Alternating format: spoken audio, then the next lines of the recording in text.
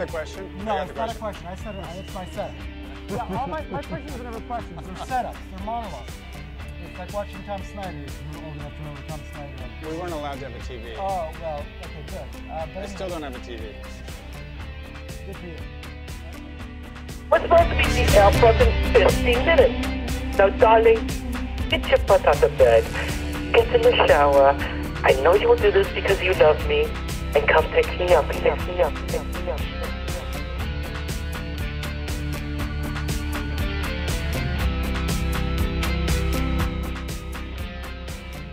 We're here with Alexis. This is Alexis. And he's one of my favorite designers. He's actually a jewelry designer, but he's actually one of my favorite designers for two reasons. He's really good at what he does. I think his jewelry is amazing. I'll discuss that in a second. But what I really respect him for is that he knows who his customer is. And very often, actually most of the time, you talk to designers and they give you the same BS story about the woman they designed for. And they have no idea what they're talking about. They've never gone out to meet the woman they designed for. It's a theoretical woman in their mind, and she doesn't exist. And it's all BS, and I don't fall for it, and I try to call people out on it. I don't have to call him out on it. I'm going to ask him why he's so damn shrewd and smart about his marketing.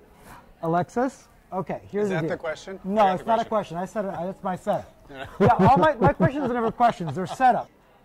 The thing that I really admire about you before we get to the jewelry is your ad campaigns. Right. And what ad campaigns say to me is that you really understand who the woman that you're designing for is, which is it's not a 20-year-old who's going to go buy the knockoffs at Forever 21 or at Zara or wherever. You're designing for a woman who has money, who's going to spend money, but isn't necessarily looking for precious jewelry, but looking for really cool jewelry that is for really cool jewelry. Right. And I have this term I call husband jewelry. Husband jewelry is just that stuff your husband goes and pays for because it's very expensive, and you keep it in a vault and you can wear it twice a year. Right. And then you don't have anything to wear because, you know, your husband paid for it and it's expensive. It's an anniversary gift. Or a baby, you know, I just had your baby. Here's a Piaget necklace. Right. But your stuff I buy for people and for clients because it's cool, it's versatile, you mix and match. It's like sort of like the Ralph Lauren of jewelry. The bath sheets and it's fun and sophisticated. It's fun, but you can mix it from season to season. You can put 6 of your pieces on, you know, and it's not overdone, though you know some pieces are bolder than others. So husbands should come and... Husbands love me. Husbands should love you. I have not ended a relationship yet. No, husbands should love you because your jewelry is, well, not a relationship with a husband and a wife anyway. Right. So, so husband jewelry is just, you know, it's nice. It's good after the divorce. But while you're married, your jewelry is what you need. Right. Mother's Day is coming up. And so, I took a little diversion there from your ads. Your ads featured recently Lauren Hutton, who I have so much respect for because she hasn't been Botoxed and fillered and puffed out. And when we shot her, I really made a point of not using too much light. I wanted to see the lines, you know. Yeah, I mean, that was an amazing, amazing ad. Thanks. And now you have the Ab Fab Girls, which, of course, you know, I mean... It's their first ad they've ever done. And it's pure genius with it. I mean, because you're willing to go with the tackiness of and the irony of that whole, you know, 20 years ago when they were, you know, La Croix babies. La Croix, darling. And isn't it crazy? It's 20 years ago. It's 20 years. Yeah. 1990. Yes. Scary. You know, Francis Cobain was in utero. Exactly. So you're willing to take on the irony of all that. Yeah, Joan Collins was the first of the mature customers that, you know, mature women we shot. I'm looking at a customer at the same time. Yeah. They're pissed because we took their chairs. So basically we had shot younger models for, I want to say 5 years. So we did our ad campaigns and we would do them through wild posting in New York City during Fashion Week. And it was our way of having our own kind of fashion show during the Fashion Week in New York. And it was really a call out to stylists more than anything else. Right. We shot Joan Collins 3 years ago. And she was the first mature woman we shot, and I had heard she's a massive fan, and I'm a big fan, and of course it was Alexis for Alexis. So like there were so many crazy, See, I missed amazing. that one, so like I just so that's good. I thought that was coming out. And, No, that was the first. Bring it back because it's That's the fabulous. first. So, and I kind of thought, what an amazing opportunity, and as you said it, to represent women who are mature, which when you are in the fashion business, there is a preconceived notion of who the customer is. There's a total disconnect of who the customer is.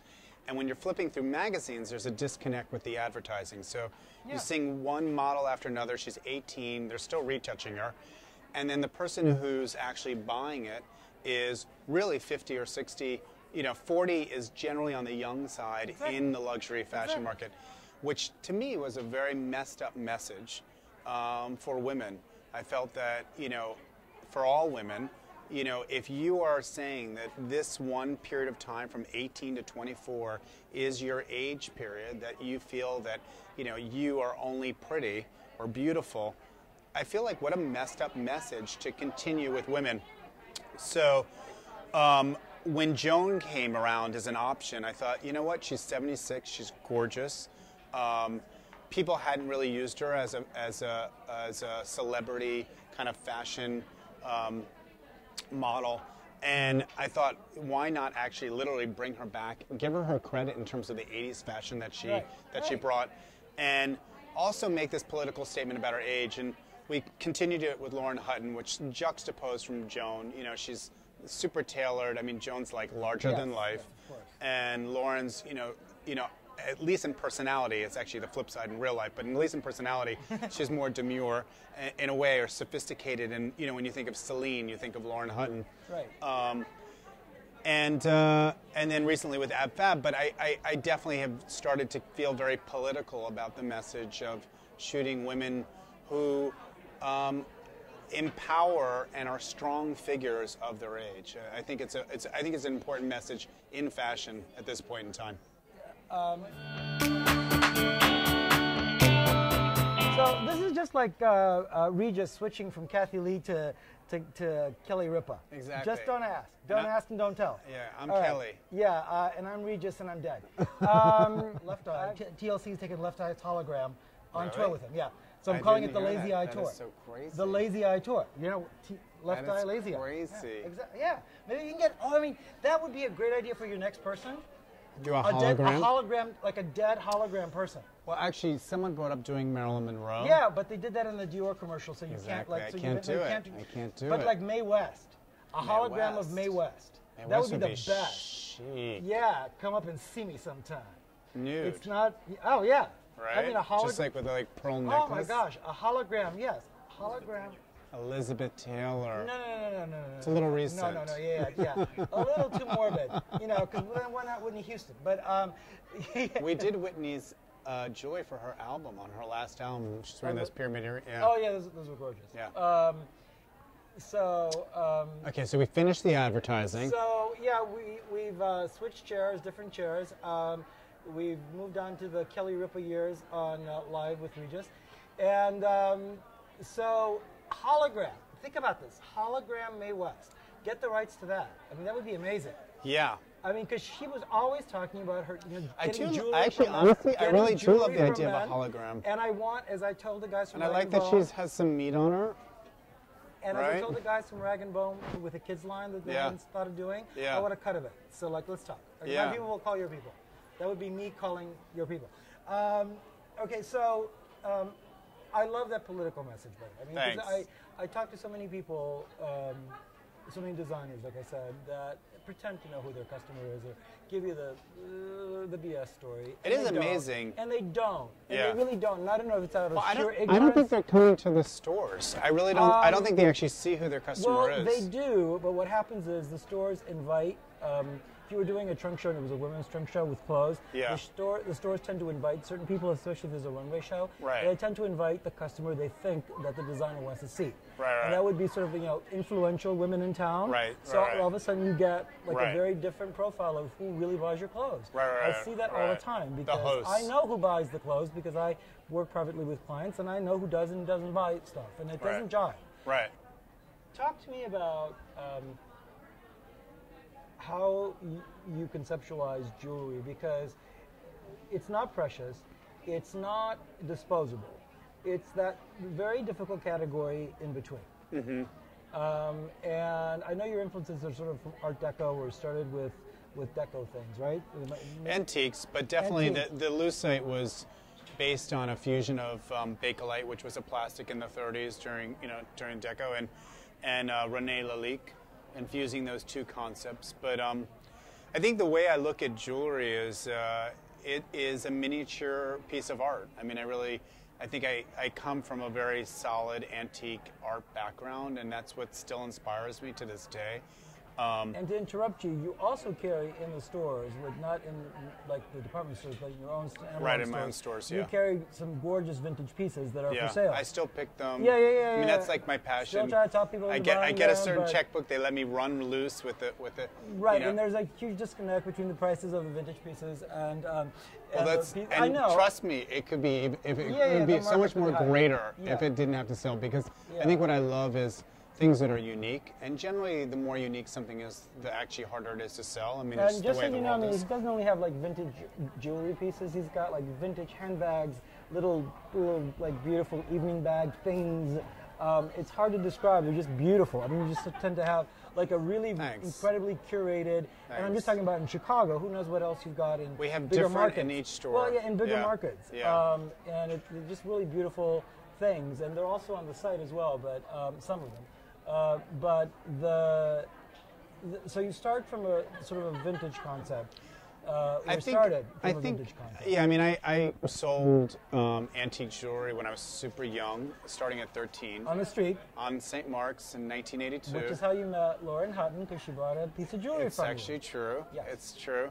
And she was popping out of a cab, and I recognized her, even though I didn't know who she was, but I recognized her face. That's how big she was back then. Oh, yeah. You know, I was a American kid. Gigolo, I was, when I met her, I was 15.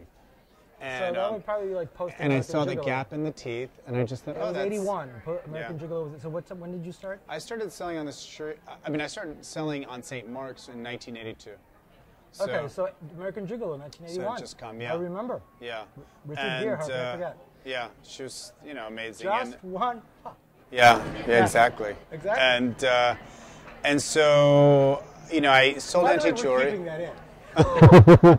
I sold antique jewelry, and I think I understood both why something became collectible over the years of selling it, why something had value based on design and concept and age.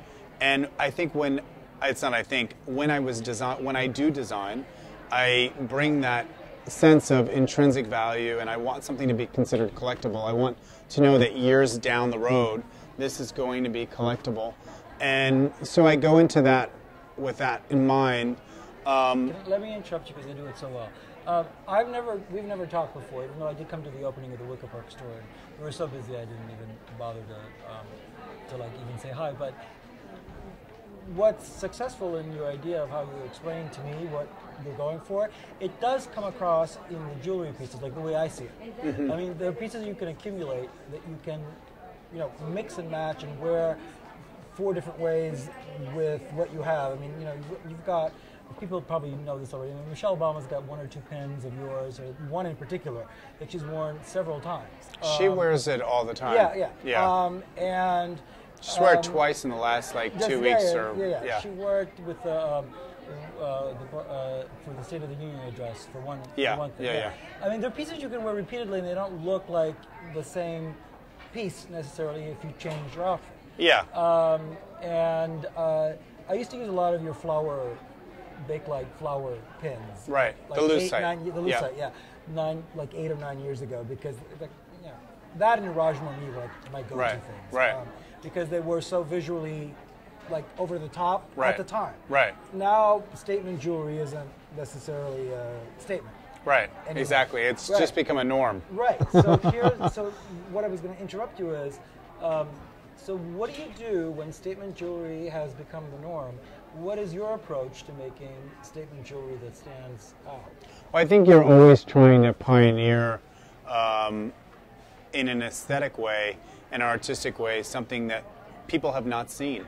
So, you know, for example, we started using powder coating, which is what they paint cars with. It's the enamel that's painting cars with, mixing it with a high shine metal.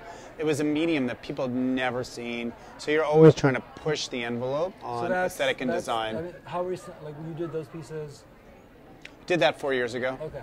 Yeah, I mean, each season you have the challenge of looking using, at all materials. You're still using The powder coating? Yeah, I do.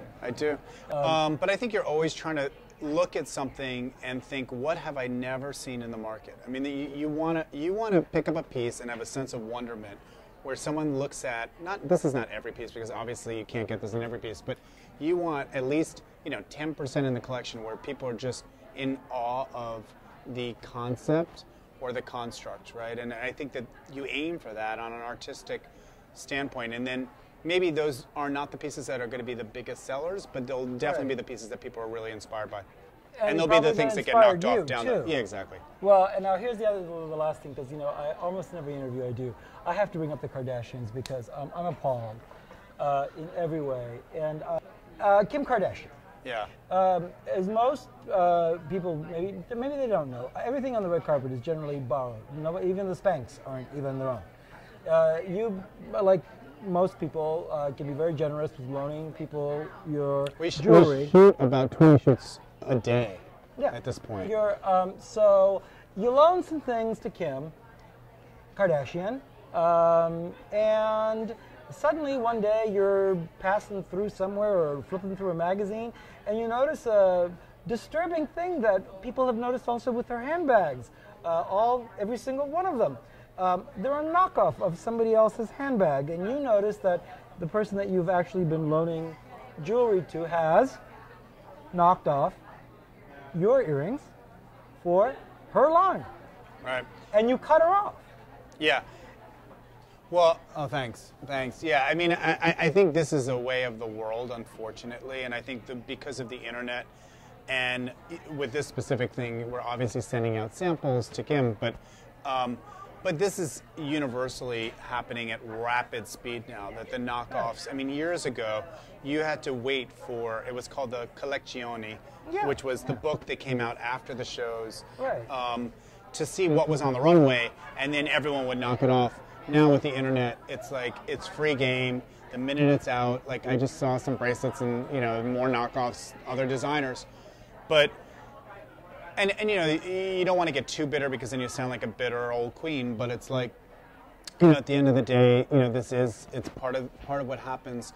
But I think the thing that really annoys me about celebrity collections is they never design them. They're obviously riding off this, particularly when it's reality TV. It's like the worst of the worst, but whatever. Fourth reason I love him. Okay, keep going. They're riding off this wave and just trying to milk it for as much as they can get. Right. And I mean, it also makes sense that they're selling to a demographic like Macy's, where that consumer doesn't care, and it's really about price. Or doesn't even know. Well, they won't know. No, I mean, you're not selling at Macy's, because Yeah. at Macy's, until they go to what they consider, diamond tennis bracelets. Well, we can't produce something for $29. No, it's just not going to happen. It's either at the low end exactly. or still producing diamond tennis bracelets with half a carat of diamonds. Right. But that consumer doesn't know. But I mean, I like that you publicly, or somebody revealed it. I mean, that you cut her off, and a lot of people. I know that Parenza Schooler had publicly went to Target and said, "Hey, you knocked off our bag." Right. And they had done a capsule collection, and that's what I sort of admire when designers stand up for themselves to someone who's ripping them off, because it may not be. We're just going to get every interruption. That was trying to cut a half-hour show off here. But I admire that very much, that you stood up for yourself and you said, like, you know what, you could steal it all you like, but like, no more food. Right. I mean, you can at least be vocal about it. I think it's, in this day and age, it's very difficult to legally fight this. I mean, this is a difficult situation where, the law is not on my side. It's an interesting, I mean, and we're really trying to fight all that now. And you're not like Louboutin, who's trying to claim that red is like a trademarkable color. I mean, exactly. You're actually trying to trademark hard work, not the color red. Right. Thing I want you to remember is, for Mother's Day, he's never disappointed a husband, he says. So, and I would say the same thing about him, is that for all of you who will show this to your husband, and he doesn't, and for your sons, grandsons, fathers, brothers, whatever, lesbian lovers, butch lesbian lovers who need to buy their femme girlfriend's jewelry, we'll go for all of this here. Don't get this much leeway with most people. They don't have a sense of humor. Listen to this man and listen to me. His stuff is amazing. I've been buying it and using it in photo shoots for 9 years at least now. He makes husbands very happy, and he'll make you very happy as well once you get to know his jewelry. Alexis, thank you very much for all the madness. This is like an AbFab. I know, right? This is like an AbFab show live. It's crazy. It's like Tina Fey. I've got tons of respect for you for doing a show live the other day. Thank you very much. Thank you. And, thank you, guys. Take care. Well, I know you will do this because you love me, and come pick me up, pick me up, pick me up.